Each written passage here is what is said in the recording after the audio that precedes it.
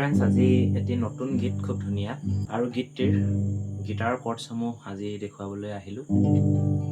গীতটি আৰম্ভ হৈছে জি মেজৰত আৰু ইয়াৰ ৰিদমটো হ'ব ডাউন ডাউন ডাউন চেক। অলপ শ্ল' কৰিছে, down check down down check down down check. গীতটি প্লে কৰি কিনে অকণমান গীটাৰখন লগতে বজাই কিনে দেখুৱাম, আপোনালোকে চাই যাব।